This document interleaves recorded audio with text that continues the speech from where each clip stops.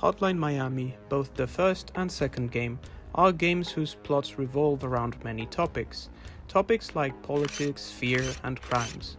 But one of them obviously stands out above them all: violence. And I'm not talking about the gore effects on the game itself. Oh no sir.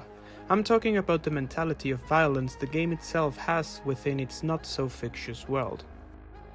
Hotline Miami's world is an alternate reality centered in the 80s up to the early 90s, where seemingly the Soviet Union defeated the US in a conflict on Hawaii. And even when an era of supposed peace is ongoing, the truth is that violence shifted from the front lines back into the streets, where the streets of Miami are engulfed in mob and gang-related crimes that just taking the wrong metro line might lead you to the jaws of a violent group.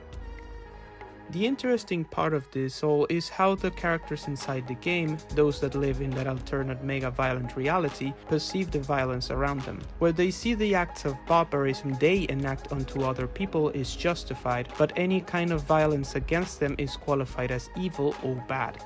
With this mindset ingrained into the playable characters, they believe they are able to escape the cycle of violence they take part of, unaware that once in the grinder, the only way to come out of it is in pieces.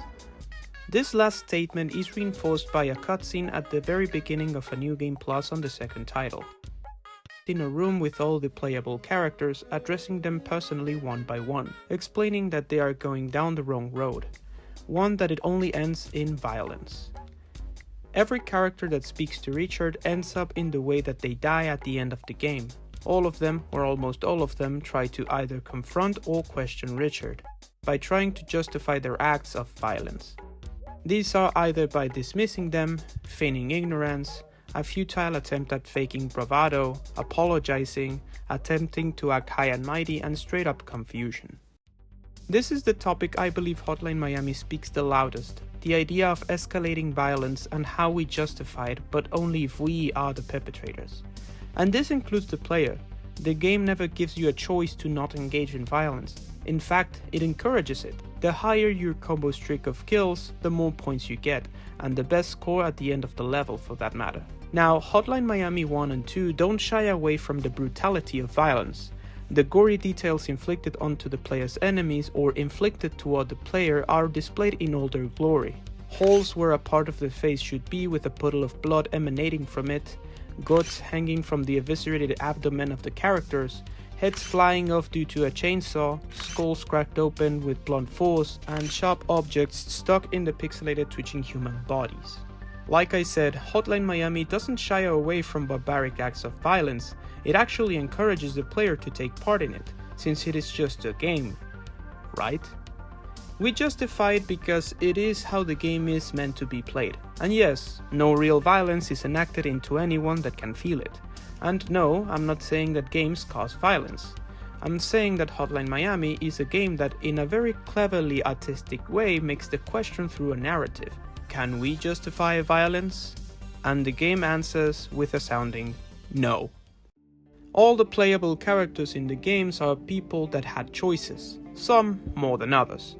But all of them could have refused to pamper the audience by not indulging in barbarism. But in all their tiny pixelated heads, their violence is justified, either by blackmail, duty, work, entertainment, truth, law, power, population cleansing, or even patriotism. So today, we're going to dissect this behavior in the playable characters from Hotline Miami and Hotline Miami 2, Wrong Number. And before we continue with the video, if you like video game essays, reviews, commentary, and some news here and there, don't forget to like and subscribe for more gaming related content. If you do, it would make my cat Georgie extremely happy, and it would support my channel to keep growing. So thank you very much. And without nothing more to add, let's go back to the video. In this case, I want to start from the second game and go all the way back to the first one.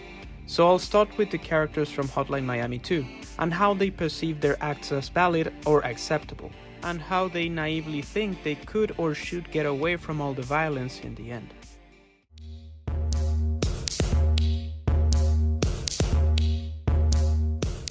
First, we start with Martin.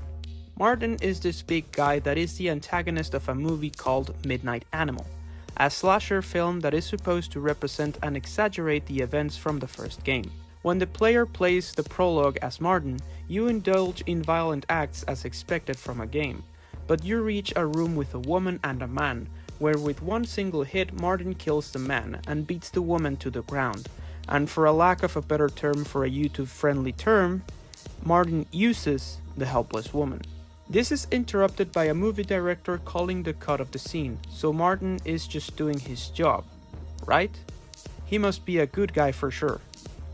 Well, where it's so easy. There's this element throughout Hotline Miami known as Richard, this entity with a rooster mask that some people speculate is like a bad omen or death itself. I personally think that Richard is an ill omen, but more than paranormal, I consider it to be more psychological, like the character's consciousness trying to reason with them. That's why Richard always seems to be nagging the characters when acting in denial while facing it. Richard is the voice in the back of our heads that constantly watches us and judges our actions, and if we step out of line, confronts us and berates us. And if we dare to not listen, it even mocks us for not listening to the warnings until the last second where consequences arrive. And Martin, during an interview for the movie, after being called a sellout, explains that he wanted to do this for a long time. Instead of leaving the statement as is and move on in the interview, he proceeds to explain what he wanted to do, which is to hurt people. Then proceeds to go into graphic detail of the lengths he's willing to go, like strangulation, cracking skulls, and delighting in the cacophony of agonizing screams. The person that is interviewing Martin is clearly confused and scared. Martin claims it must be a dream, and it seems like it is, only due to the surreal tone of everything, but especially because a person from the public puts on a rooster mask and embodies the entity known as Richard. The scene changes and there is blood and bodies on the scene, but Martin, while wearing his pig mask, he seems unfazed by all of this. Richard questions Martin for his actions and asks him if he knows what he's doing, and knows what kind of resolution this path ends leading to. Richard even encourages Martin to get away from that path while he still can. Martin obviously refuses, and Richard asks a variation of the classic line it is known for: "Do you enjoy hurting other people?" Martin justifies this by saying it is only a film, trying to place a barrier between the violence and him while feigning ignorance to his desires for violence. The next time we play as Martin, the film takes place in a police station, which Martin clears out only to reach the woman he attacked in the first part of the prologue. The level ends with him being gunned down with a real weapon on set. Martin's story, it's not so much plagued with violence, or not real violence at least. The guy is an actor and dies in a job-related accident due to someone's neglect or slip of the mind in the best case scenario. But Martin was a violent person. He delighted in the making of Midnight Animal, not because he loves his job, but because it was a way he could indulge in violence and get away with it. But in the end, being a violent person only leads to a violent death. Now, some people have speculated that Martin is more like a representation for video game players that like games that include violence. And yes, to be fair, calling the people that plays video games that contain violence as violent people is an overstretch. It is like calling medics those that play Surgeon Simulator, for example. But Martin, I believe, represents the people that in order to enact violence onto others, take part in jobs that have that situational justification for violence, and these jobs don't need to be in the branch of public safety. We'll talk about part about that topic. I'm talking about jobs like bouncers, where they need to be at least threatening, or bodyguards, or in this case, actors. As someone who dated a theater actress while in my college years, I can say that the world of acting revolves a lot around violence. And by that I mean that at least 85% of the plays I was invited to were violent in some nature. Not only physical, but also psychological and even sexual, or a combination of some of these elements. And some classmates of my then girlfriend admitted liking being the perpetrators in the scenes, because it gave them that rush of doing something bad and not being punished. This is not to say they were violent people per se, but is an allegory to my case with Martin, who thought that he was out of the world of violence but only ended up bleeding through multiple bullet holes laying down in a movie set.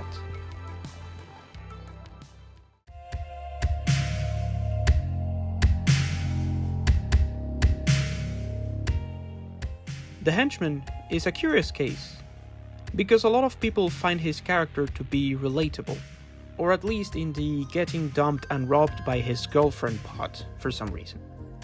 But in reality, he's no better than any of the rest of the playable characters. So let's try to dissect him, shall we? The henchman is seemingly a close friend to the son, who is, well, the son of the Russian's mafia boss in the first game, who seems to be in charge of the whole operation now. When we first meet the henchman, he asks for one favor: to quit being in the business. The claim? Because he's getting old and soft for the job. He's feeling soft about shooting other people. And to be fair, we all love a redemption arc. But weirdly enough, the henchman seems to be wanting out because the son declared war on the Colombian mafia, and he's afraid he'll end up dead. Not because suddenly he has feelings of empathy for his victims or the victims of his group. If that were the case, he would have done more than just get out of the workforce. But no, he wants to avoid the violent end that awaits him, like all the other playable characters in the series. The henchman tries to justify himself by trying to be a good boyfriend to Mary and quitting his job to try to avoid being in the cycle of barbaric acts. When the henchman is confronted by Richard, the henchman is dreaming of driving a luxurious car on a road while the dollar bills fly off the car, and the henchman couldn't care less. Richard asks him where is he headed towards, and the henchman responds by anywhere, far away. Richard questions this lack of direction and how that ends up leading you back to a bad road, and the road seems to be filling with skeletons as they start to speak. The henchman dismisses Richard, and then he wakes up. But once he wakes up, he finds out that Mary decided to rob the money he took from the Colombians and ran away.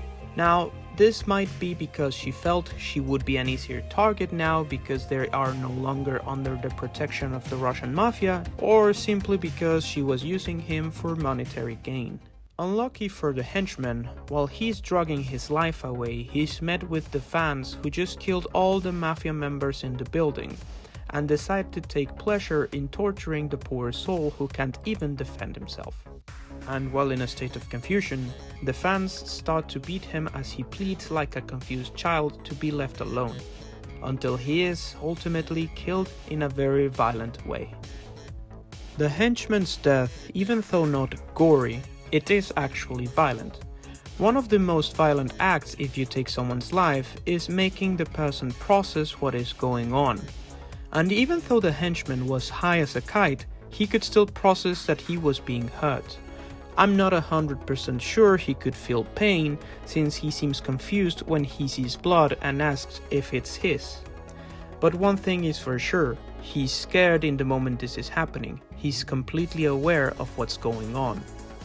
The henchman's role in the game serves the purpose of humanization.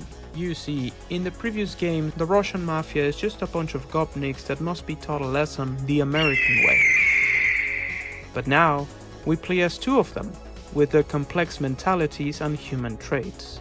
The henchman is placed for the players to question the morality of the characters and if their motives could be justified, now that we dipped our toes in just a span of a day in the life of the henchman. But sadly, this includes that he's a hitman for the Russian mafia, and he said it himself, he's getting old. Rare are the cases of hitmen reaching a point where they can consider themselves old, and even more rare, those that actually don't end up dead in a violent way.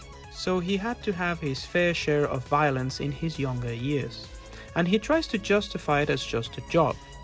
Now, I know we don't know more about the henchman, where he's from and how his childhood was and all that, but something's for sure.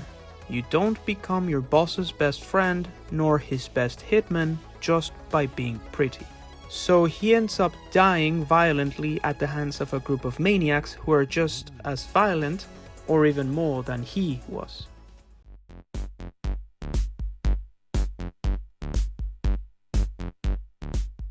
At this point I was conflicted on who to talk about, the fans or the son. But in the end I decided to go with the son because he's deeply involved with the henchman's story and we just talked about it. The semi-ironic part of the son is that he acknowledges he's violent. He's not afraid of displaying violence. He's the boss's son after all. He should be violent and ruthless, otherwise the world he's involved in will eat him alive. But there is a very important moment in one of the son's missions where he and two other members of the mob rob a bank. At the end of the level, the son enters the vault and sees the figures of his father, his grandfather, and the bodyguard from the first game. The son is addressed by his father's apparition and asks what he thinks he's doing, and the son replies that he's trying to make him proud by regaining control of Miami. The father berates the son and says that doesn't matter, and that they are so alike that the son won't notice it until it's too late. Then Richard appears to confront the son, agreeing with the father, saying that this only leads to a violent end. But the son tries to intervene to justify everything, only to be dismissed by Richard. In this case, Richard doesn't seem to try to really talk to the son, at least not like with the other characters questioning their actions. In this case, it seems like Richard knows it's useless to try to talk some sense into the son, and works more as some sort of reminder of what is about to come. The son, after seemingly beating the Colombians, tries to contact the henchmen and tell him they are at the top of the chain and that he should stop by to celebrate. But the son is completely unaware that the fans have the henchman's phone, so now they know which party to crash. In frustration to the lack of answers from the henchman, the son takes a big amount of pills of their new product, and in a drug-fueled state, the son hallucinates the events in front of him, making him violent to anyone in front of him, even his own men. Unknowingly, he kills some mystical animals that in real life are the fans. In a very psychedelic moment, and after beating the two-headed goose on the roof, he sees a golden gate with a rainbow bridge on the edge of the building, and he walks away to Valhalla. Or so he thinks. In reality, he plummeted to his death. This is confirmed by one of Pardo's scenes where he investigates the events that took place in the venue, and we see a body covered in a white blanket on the outside. This is made evident to be the son because the fans never kill anyone outside the building before entering. The son is a character that tries to justify his acts as trying to please his father and make him proud by seizing control of Miami from the Colombians. In his eyes, he's doing the right thing for his family's name and his own men. But a small act of not answering to his desires to party, he goes into a drug-induced massacre, killing his own men in the process and completely unaware of the fans' presence in the premise.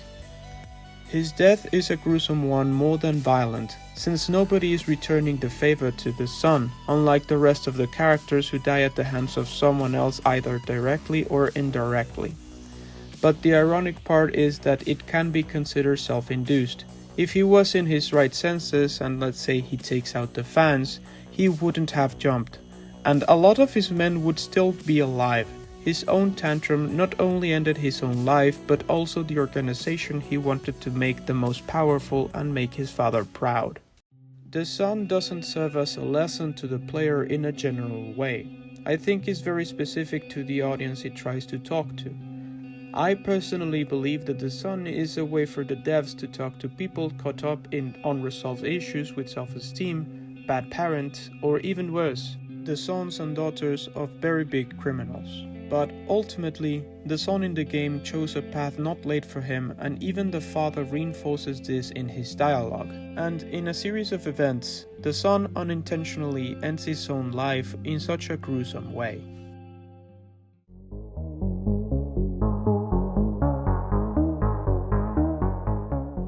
Now, the fans are a special case. First of all, because unlike Jake and Jacket, they aren't members of 50 Blessings. They might not have a patriotic sense of self as to why they do what they do. But something is for sure, and I'm not saying it because they are called the fans. But that is just what they are. Fans. Fans who overanalyze an event and got obsessed with it. either as a form of messianic idol or as a parasocial relationship for someone famous. In this case, they get obsessed with Jacket's events in the first game. This is reinforced not only by their actions, but because when you first play as Evan in the courthouse, as soon as you get out of the building, you can see two people that resemble Alex and Ash holding what I could assume are protest signs, maybe to show support to Jacket. Also, they seem to copy Jacket's MO, as in the brutality they use to commit their deeds, searching for people they deem as lowlife, such as the people Andy's sister hangs out with, and killing them. And yes, Andy's sister's friends, they probably aren't good people, just by the fact that they shoot on sight. But that doesn't justify breaking into the place with intent of getting rid of people. The fans have a hyperinflated ego and they consider themselves above everything and everyone, referring to everybody else in derogatory terms.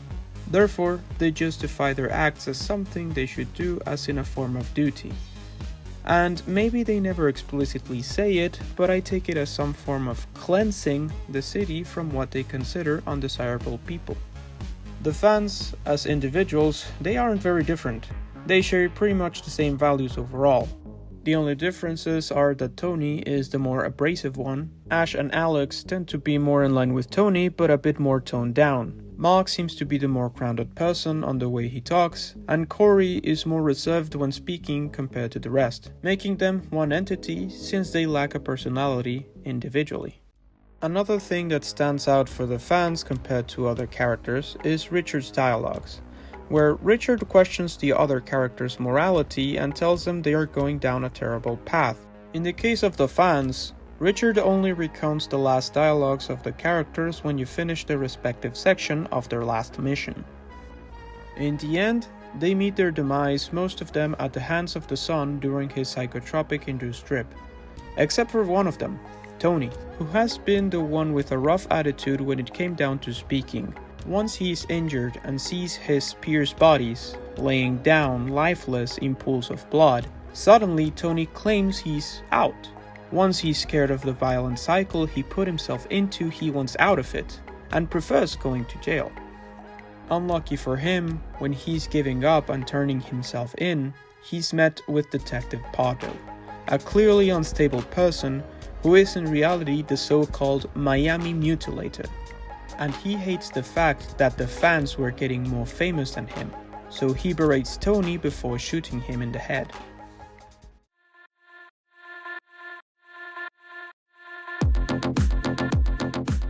Jake is a very curious case, a personality of a Karen with ultra-nationalist ideas.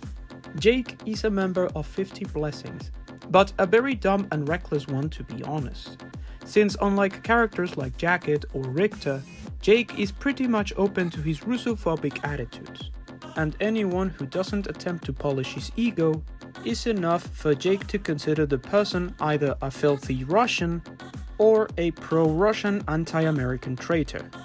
Like the case when he gets so angry that the tattoo parlor gave him an appointment and Jake ends up losing it and calling the person in the counter a Russian asshole. He's so dumb that he doesn't have the brains to understand that being discreet is the best weapon 50 Blessings has.